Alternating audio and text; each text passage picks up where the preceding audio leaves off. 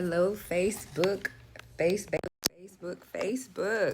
I want to make sure to give everyone an opportunity to log in and join us.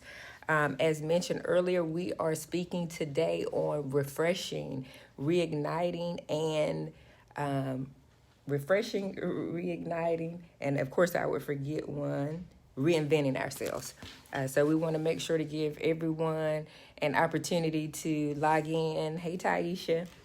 We have so much time at home, so it is an awesome opportunity for us to encourage ourselves, to make sure that we are being change agents, that we are growing professionally and personally. Not only are we being change agents, we are also being boundary pushers, that we are coming to disrupt and dismiss chaos.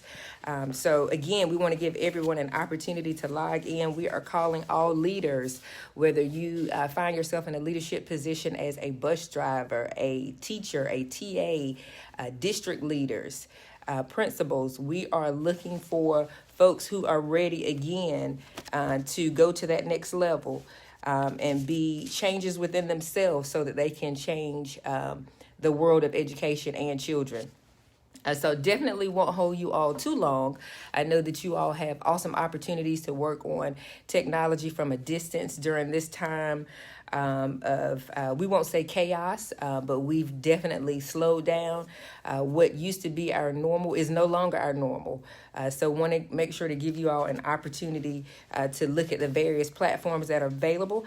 I won't hold you all long. I do want to say thank you to everyone who encouraged, all the teachers and leaders who have been giving back, putting themselves in harm's way in order to make sure that our children have what they need.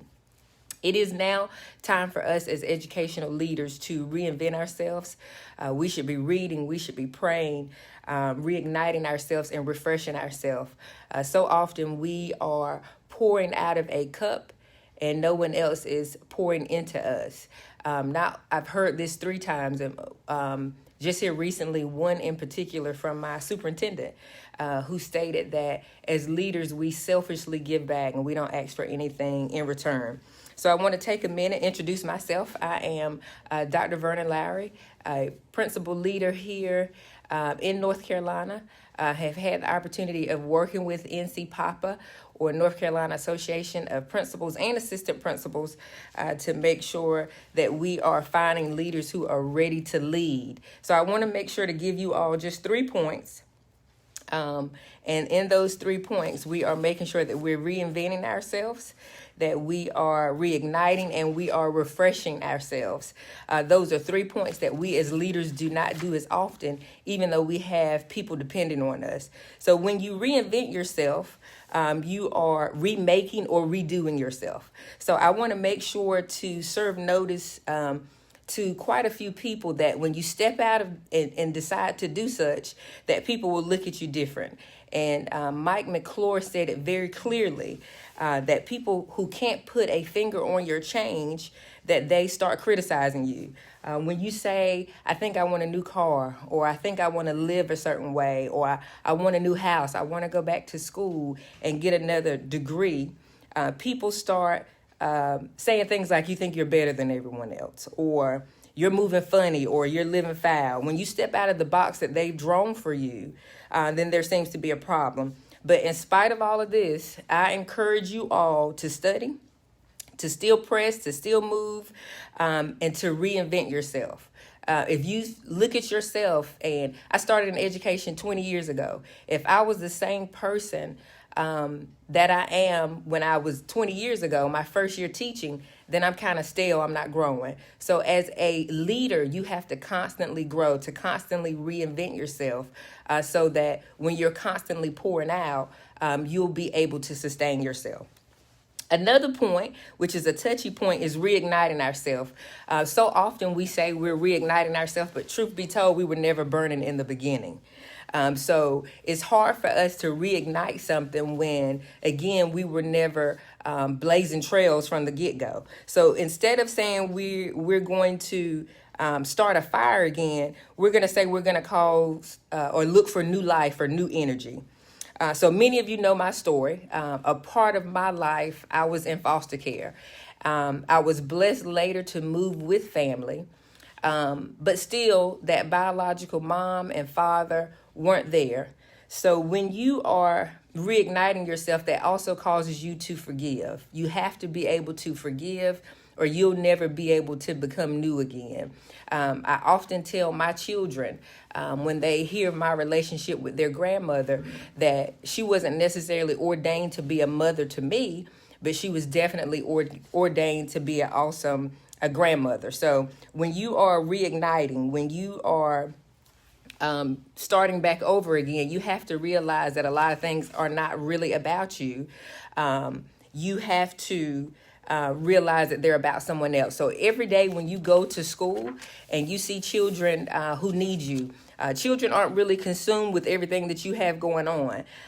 They know that you have something that they need, especially our minority children. So in order for us to speak life into children, you have to realize that even though life was drained out of me, I'm still in a position to give back. So it doesn't matter that there were many nights that I didn't have food, or there were many nights that I longed for my mother to be there and she wasn't, or many nights that I look for a father. If my father passed me today, I wouldn't know what he looked like. But that has nothing to do with my success. So often as individuals, we point the finger and we blame other people when we're not successful. Our life is our own. And whatever we do with our life is a direct indication of ourselves. Especially us as leaders. Every day we come to school, children are waiting on us to be reignited. They're waiting on us to refresh ourselves. They don't really care that your light bill was due, or they don't care that you're in a toxic relationship, or that your own children don't listen at home. They just know that they're hungry. They just know that they're homeless. They just know that they have something, and they know that you have it. That's the frustrating thing for a lot of teachers and children, is that children recognize that you have something that they need. They just don't know why you can't give it to them. And the scary thing is you don't know how to give it to them. You've allowed your situation and your life to be so loud that you don't know how to give back to children. So again, make sure that you reinvent and you reignite. The last thing, which is a very good point, again, my superintendent mentioned this, is that we have to learn how to refresh ourselves. Again, children don't care what you have going on. All they know is that you have something that they need. So you have to take care of yourself. You have to constantly refresh yourself.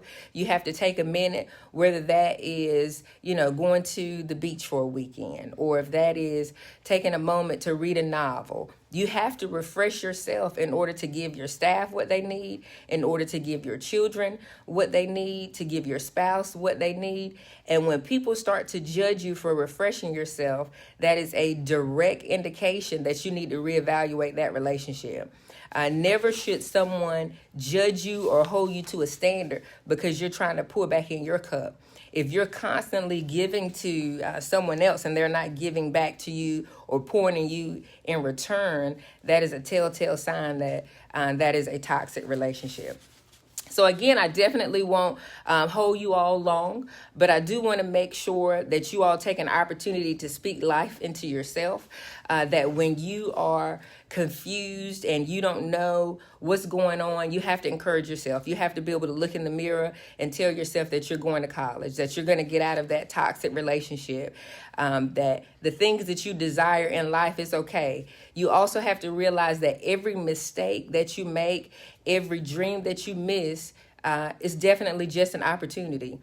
So when I tell children that I started teaching at 19, that I graduated from Cape Fear High School at 16, I had a master's degree, 2 master's degrees by the time I was 25, and became one of the youngest principals in my district. They don't care about any of that. They just care that you can identify with them. So I have to revert back to the real story of my life, which is I know what it's like to be hungry. I know what it's like to go to bed and to not have. I know what all those things feel like. I know what it's like to be abused, whether physically or emotionally. Children need to be able to identify with you. So everything else, the degrees, all of that wallpaper is not really important.